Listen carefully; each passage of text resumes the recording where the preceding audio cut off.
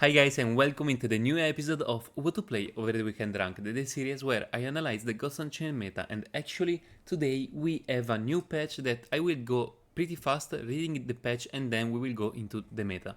So let's see. So as we can see, the biggest change was Irina that changed 3 god power, then even a change of magic, a bit of buff on light, and then a nerf on deception, the biggest, and even a bit of that. So the first change is the change of god power of Irina.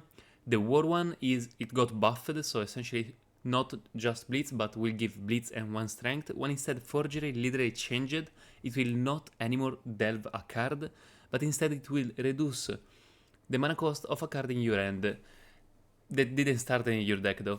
So is a lot worse than this other one, but I mean the previous god power was actually super good. Like for 2 mana delve a card from your opponent deck is literally amazing. So I understand this nerf, although we have to see how is this god power, because it may be pretty bad to be honest.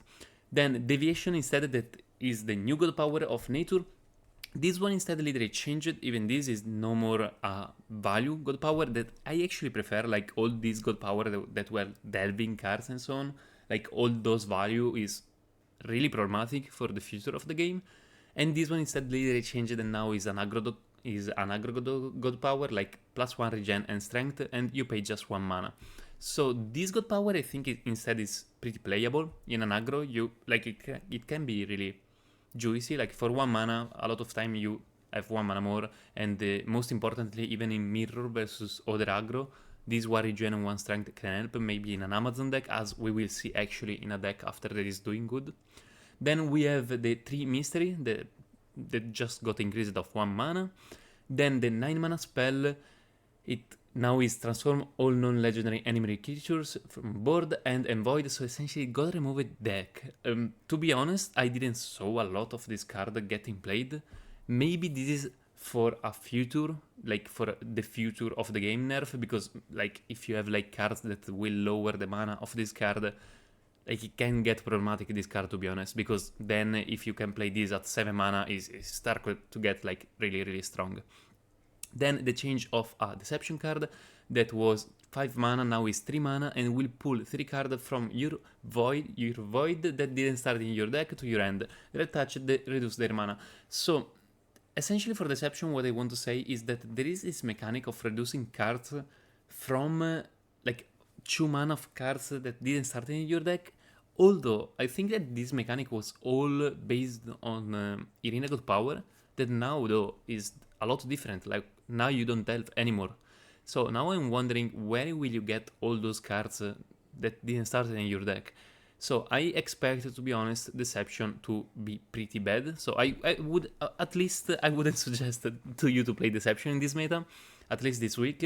Like get some time going, even because as we will see, that was not nerfed, at least not a lot. So for sure, if you have a death deck, I would play that, or maybe something that was buffed. Now let's go instead on Path of Light, another card that was changed, so from 2 to 1 mana, and now with not anymore they have a light legendary, but instead draw the chosen one. If it has 10 or more health, it will summon a 5/5 last trick acolyte. So this is actually pretty juicy in a chosen one deck, because I mean it's just a draw more of a chosen one, and even the effect is really good because like a 5/5 for 1 mana like is actually a really juicy card for the chosen one deck. And I think before was pretty unplayable, like Delva Light card, like it was for 2 mana was really bad. I think this version is a lot better. Now we have Path of Death, just increased the mana. This card is amazing, so makes sense. Regression, it said it reduces the mana. I can agree on that because I mean now it reduced just 1 mana to all the board, so like it is okay to have this at 1 mana plus Dread Touched. Last Cultist, so the 5/5 of Light got buffed, so removed the Barn. This is actually a pretty good change for Light, like all the 5/5 deck that literally saw no play because it was pretty bad. Now instead can be really juicy without this Barn, with even Path of Light buff and even with Teriel buff, that is the last card. And now it went from 8 to 7, and this is actually a really big difference, guys. I think now Terrier is really good actually. Like this A7 is really good. So now let's go check how this changed. So the only problem, guys, is that this patch is up not since a lot, so I have to just take the number of one day, to be honest. But I think it kinda represents what will be. So Deception will be, in my opinion, the worst god right now, at least after this patch, and Death will be the best one. Because Death was not nerfed a lot, just from Path of Death. To be honest, is expected, if I read on Discord, like a Death nerf. Probably, yeah, they will take some time, like in this week, but I think eventually, like, as I said for Nature and then the Nature nerf happened, like, Death is in a really, really good spot. The best deck is Death. Probably even the second best deck is Death. So I expect other thing to happen to Death because it's really, really solid. So Death is the best. Deception is the worst. Of all those, I think all those gods have some playable deck who a bit better. Like for example, like Light and Nature, or who a bit worse like War. I think actually Magic is pretty solid, even if there has a low win rate. But I think it has LTD, Arandion, and even Atlantean, so it has multiple archetype.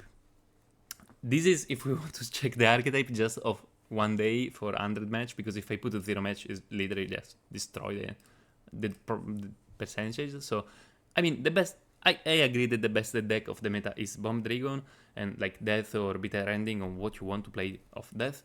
And even Atlantean is still really solid, Ramp Magic, and now even the War is kinda playable, even because now I think that with all those nerfs, even the deck that probably went a bit not played in the past week, now it will came back. So let's go instead to check the best deck of the meta. Literally start with the best, that I think is this one, from Gamble Black Ops. This guy is first in MMR, I mean, as you can see, he has 86% win rate, so pretty amazing. It doesn't cost even too much, like it's pretty mid-budget a deck for Gods Unchained. I mean, $100 are still a lot, but for a GU, this kind of mid. And this deck is a Bomb Dragon, so essentially the point of this deck is to kill your Blackfire, so that will make 3 damage to the weakest enemy creature and even to their god. So essentially with this you can deal with the board and even make damage to their face. Then you have a lot of cards for proc Afterlife. You have even Brood Parasite, another really, really strong Afterlife. And then essentially you have a lot of other cards that will proc Afterlife, like Burial Worm or Canopy Hoarder. So you have a lot of those cards. Then you have a bunch of draw like Glean and Common Looter. And instead even some sustain, like for example Perseverance and Necroscepter, that are really good versus aggro. But yeah, that's essentially how you play this deck. Just a lot of damage face, even with Bonfly, Brimstone.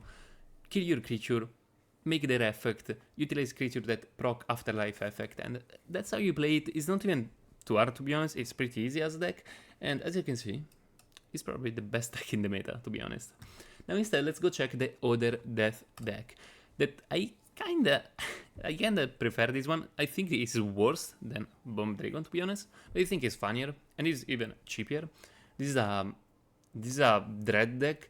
To be honest, you should check the Dread deck I made in my YouTube. I have a video, literally this month I made that. That is still, because this is a bit weird, because you have even some Bomb Dragon, some other thing. I think when you play Dread, you want literally just to play a lot of Dread, just because like the Dread cards are a lot stronger when you play more Dread. Like for example, Dread Mass that make a creature big as many Dread it has in their deck. So this card is really an important card for Dread, and is a lot better if you play a lot of Dread, obviously. Same for Draconic Priestess that proc a lot more Dread if you have more Dread, and so on. Even Dread Rising, like if you play all Dread card, this card will literally be literally always a board wipe. You can literally kill even Polemia with this. So yeah, I prefer to run more Dread and less like other weird card like Blackfire, and for sure even Double Siren, because this card is amazing in Dread. This card in Dread is literally your win condition. You play this, you make them draw like 20 Dread and they die, generally, at least. But even this deck, really good, $100, 73% win rate, so, I mean, really good actually. And now instead, let's go in Magic. So in Magic, I bring other 2 deck. I will not bring Atlantean because, guys, I think since it goes out like the past October, I always bring Atlantean because I think it's just the best and easiest mage deck, but at the same time I gotta bring even other deck, and no, today we will see Arandion. So Arandion, as you can see, is literally like a pretty card or magic almost. And then you have Arandion top end that you want to mana surge for OTK them. So essentially with Arandion you will have 5 spell boost, and if he's mana surged with 9 mana, you will lower all your spell at 0 mana. So essentially you want to play a turn where you OTK them with like Unbound Flames, Wyrmbreath or Fairy Knowledge, so everything is at 0 and everything push a lot more damage. Like Wyrmbreath push 10 damage instead of 5, and Ancient Text push 7 damage instead of 2. So I mean, just keep some spell, mana surge your Arandion and OTK them. And then you have just a lot of other cards just for deal with the board, and for draw like green, or like Ortug for deal with the board, and it's just a normal magic. There are even some mystery in this deck. To be honest, I don't know about this card. It's pretty weird, to be honest. I would not run this. But yeah, the other mystery like this is pretty decent, to be honest. Now instead, let's go in the other magic. As you can see, another $100 deck, like all in this range, and now we will see the best budget deck in the next one, in the next deck. This is just a combo. If you don't know how to play combo in this game, are pretty easy actually. You just Lost in Depth, a 1-mana creature, so you delete all your deck and you remain with your piece of combo that are the School Teacher and Warp Engineer for lower your School Teacher, and then clone your School Teacher. So essentially you have a lot of School Teacher, you will play just a lot of School Teacher, and then you play like one of those cards that spawn another 1/1 for make damage with all your like 4 or 5 School Teacher and so on.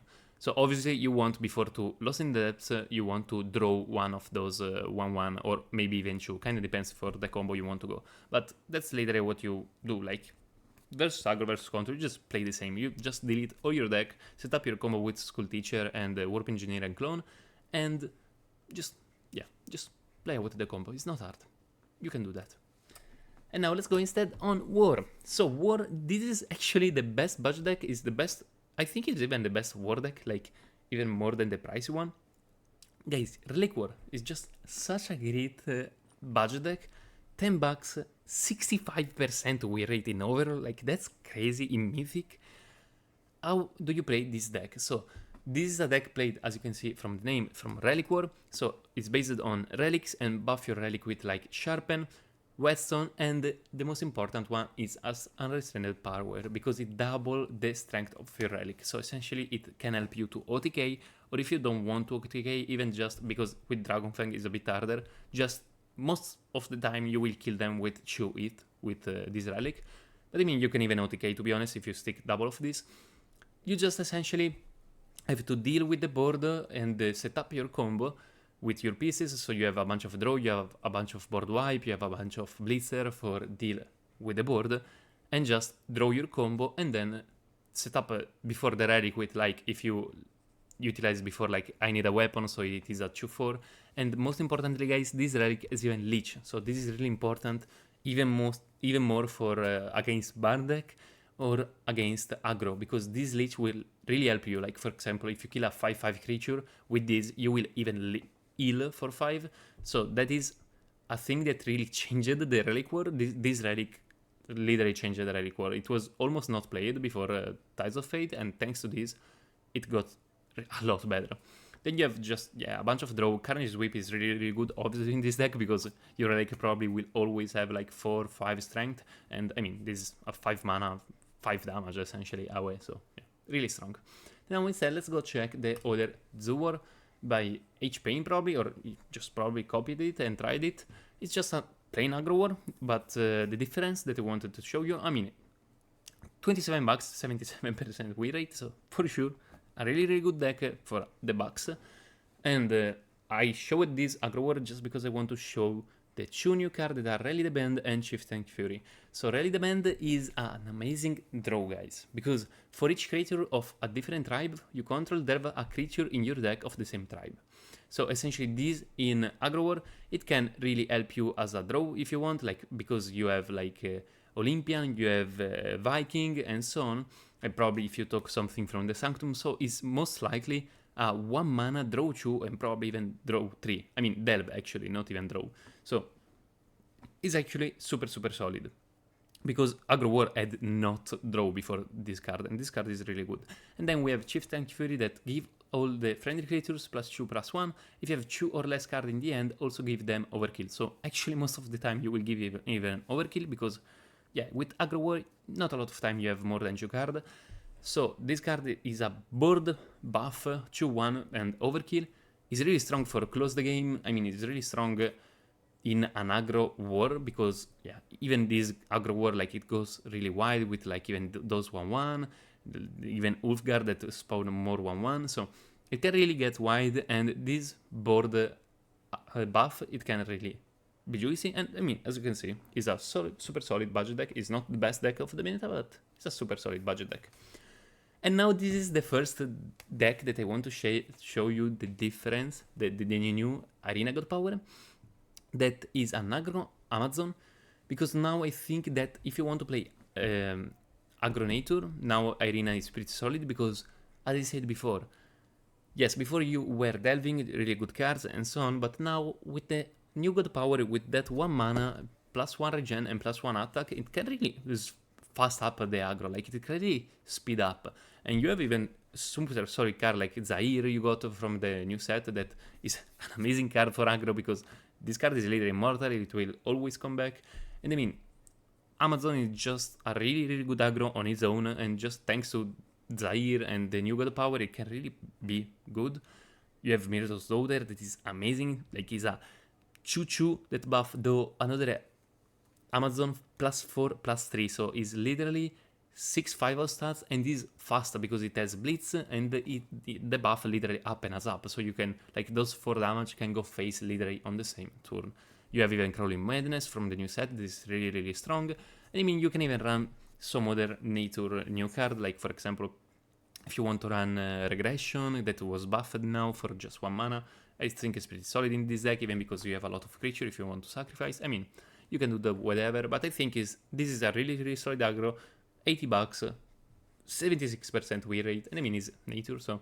But if you want to go even more cheap, we have even Food Chain Nature. As you can see, Food Chain Nature still solid in this meta. It got a bit nerfed since like 1-2 patch ago, when I said Nature will be nerfed, and I mean, it got nerfed. But still, I think it's pretty playable still. In Nature, you can still go for Food Chain. You have even, as you can see in this deck, you have Wayward Rat and so on, so you can probably even go for Mutation Line if you want, but I think mostly you will rely on Food Chain with this deck, because you have even Zaskia and so on. So this is a kind of standard Food Chain. You got some of the new spells because they are really good, like Crawling Madness, Raid Swarm, so those will help you versus aggro before you stick with your combo. I mean, 57% win rate even in Overload for $30, it's really solid. And now instead, let's go in the last 2 deck. Elite before, this is the only light I will show you. This guy is second in MMR. I mean, Elite is just the most boring deck ever existed in Gods Unchained, but is good, guys, because you just deal with the board, you order, you put everything at 1/1, you put Aegis, and they will literally never touch you. Like, this is the most toxic thing ever existed. You just make all their board 1/1 with Purification Filter, and then play Aegis, so they will just attack you but never make damage. And then you will just heal with a lot of cards, like Surge Light, or like literally even your God Power, and so on. And most importantly, Shimmer Inspire that heal you for 30 if you mana Surge days, so 60 because you have 2. And then after you heal it, essentially you will OTK them with Prophet of Progress. So versus control is not a problem, because I mean, they don't push damage, so you have kinda all the time for heal yourself and OTK them. Versus aggro is a bit more hard, but still pretty easy. I mean, most of the aggro actually suffer versus this, because I mean, it's still a really good deck for manage the board. You can use Eukos, you can use Purification Filter, you can even use Lakeland Luster now that put everything at 1 health, so with Eukos is a board wipe, or even just with the Empower at 7 mana is a board wipe, because it makes even 1 damage. This deck is super good. And now, and you have even Mericadmos, guys, if you want to never fatigue. You can jump back, always Cadmos essentially. And now the last deck is a Guild Deception. Is the only Deception I will show you. I think you should not play Deception, but I mean, this deck is always solid. I think I always will shield this deck since I made the video about this Guild Deception deck. It was my favorite budget deck. I think it's still my favorite budget deck because I mean it was not impacted from all the nerf of Deception. Like all the nerf of Deception were for the archetype that steal cards from your deck and lower them and so on. This deck is literally the same. It's still really good, still really cheapy, and yeah, actually probably now will be even better if the people don't play anymore deck strong versus Deception, because now it's not meta. Now it's probably the least played god. So this deck is actually really solid. You just want to go wide. It's really fast, really versatile, adaptable. Like you can adapt to the matchups. It's really fast. You go just aggro. You go a lot wide. You draw a lot with Frumentary. You buff your creature, and that's even a solid value. Obviously, without the arena, not amazing value, but just with the draw of Frumentary and with Cutthroat, I think is enough value for just close the game, even versus control. Instead, versus aggro is super good because you have like Blade Borrower, you have Amber Arrow, you have Quartermaster, Armor Lurker, like all those cards are really good versus aggro. And guys, this was all. Please tell me in the comment what do you think about this patch. And yeah, I expect, to be honest, another patch before the set lock of this set. But yeah, tell me what you think, and tell me what actually you think are even the best deck in the meta right now, and what is instead the worst one. And I guess see you to the next video.